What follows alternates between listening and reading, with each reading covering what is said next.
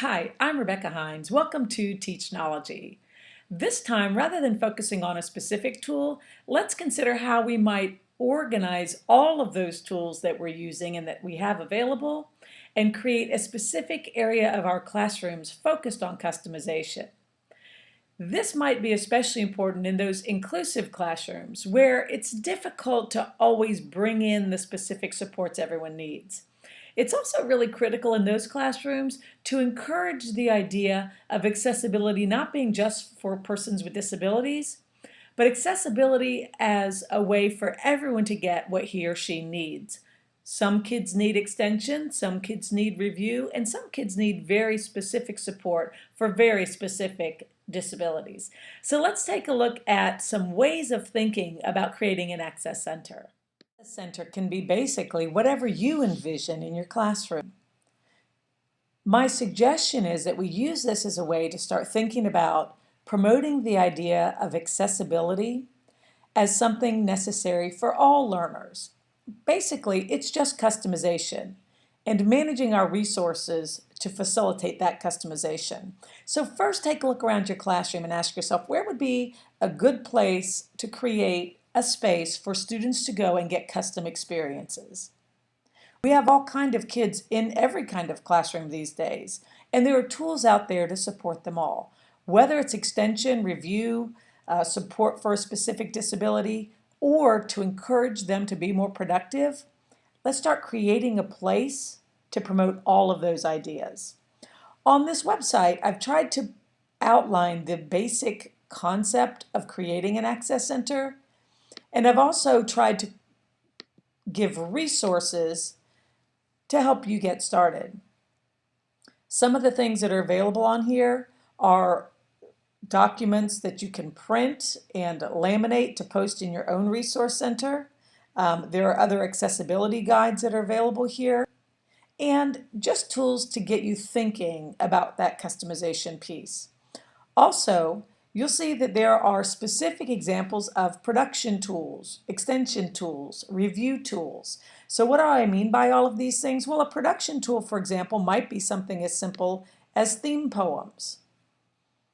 Maybe I have a featured site of the week that I invite students to go back to and create a poem. Maybe I use this as an extension for a student who I know has already mastered a skill. Or if I'm working with older students, this is a pretty simple website. It might be a place that I use as an alternate activity for someone who's writing a poem and needs more specific support than I'm offering to everyone else. Other types of production tools. Simple things like movies. Creating online movies is easier than ever. So if I have students who I might need to engage in a new way, I could send a few students to the back or one student to my access center so that he or she can start creating something to reflect what he or she is learning. These are some of the examples of the kinds of productivity tools that I might add in my classroom. And remember, the idea of an access center, it's wide open. It might be a place that you send one student who needs to cool down for a moment and needs to be distracted and think in a different direction so that he or she might avoid a problem behavior. But I still want that student doing something productive. So again, using these types of tools might be to extend, support, or review. Let's take a look at some of the kinds of extension tools that I mentioned here. And these are all linked from the Creating Access Center's website. For example, the Fact Monsters, if you've never taken a look at their site. Maybe I have a student who already has mastered a social studies concept. I might send them to this site to look for 5 new facts or 5 supporting details, etc. I might even use this in a language arts class if I know someone has finished reading early to go find additional facts about a particular area that we might have read about. Being creative is the key to using this type of tool. And finally, that idea of support tools. Of course, we need to support kids with specific disabilities. Some of the ones that I've listed on here include things like goal setting, accessibility, translation tools. They're all linked from this site. but I want to point out a specific tool that you might consider downloading if you don't already have a screen reader, and that is Read Please 2003. This is a free download, and in my Access Center, if I have students who need material read out loud, rather than having someone else do it, why not send them to the back of the room, let them work on the computer with headsets to have that document read aloud, even if it's a quiz.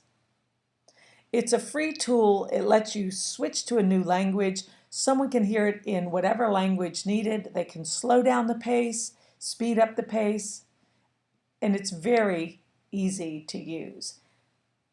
As we think about our classrooms, it really is about customization. Let's start pulling together our resources and creating a space that reflects access for all learners in our classrooms, no matter what their needs in the area of extension, in the area of review might be.